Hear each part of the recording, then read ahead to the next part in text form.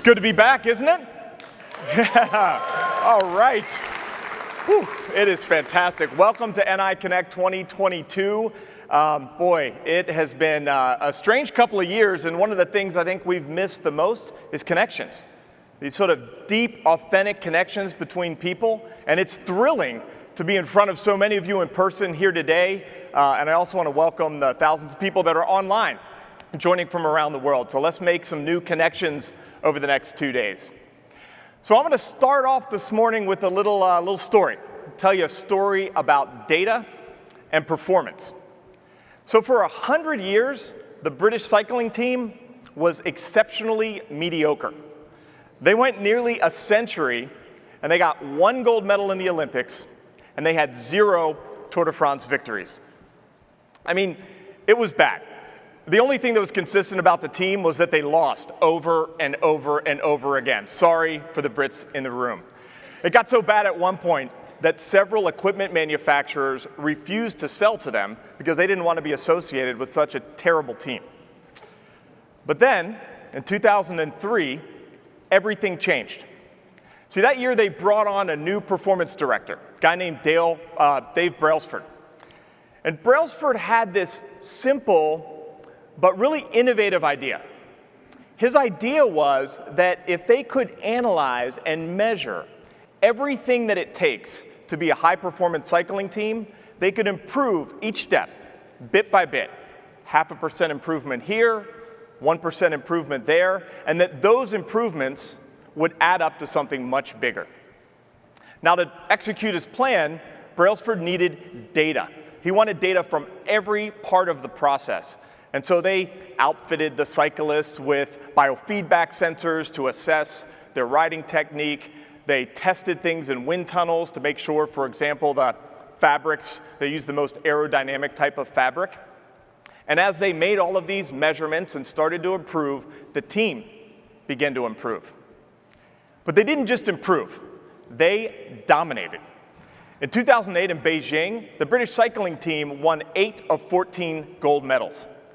And then in 2012 in London, they did even better, and they set 9 Olympic records.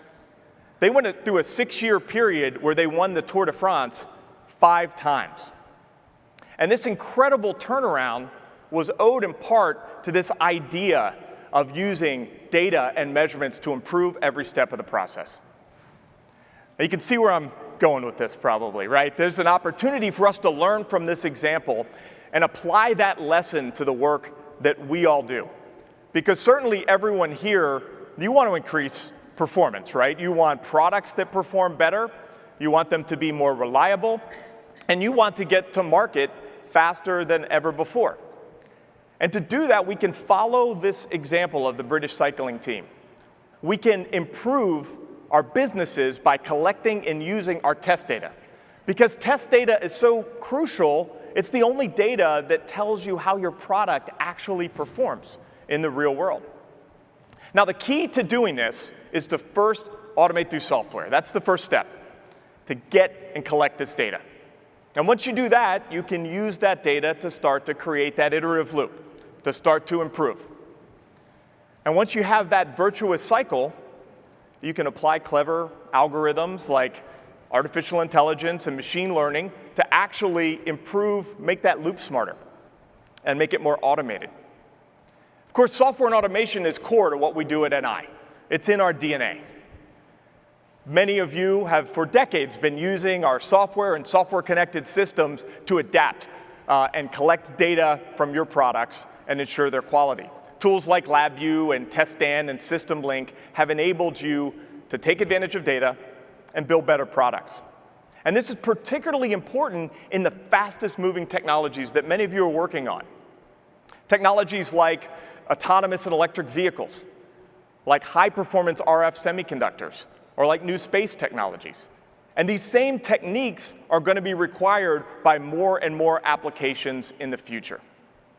So this afternoon in the keynote stage, we're going to talk about our perspective of how test will evolve in the future, how it'll be part of a more connected design flow, how we'll fully utilize leading-edge technologies like the cloud, and how we'll achieve hyper-automation through AI and ML.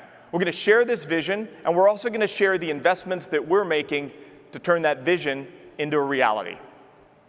Now, we're also keenly aware that you are solving mission-critical applications here and now. And your pressure to deliver has certainly never been greater. So this morning, we're going to show you how some of the leading companies in the world are innovating their test processes and their use of test data to improve performance today.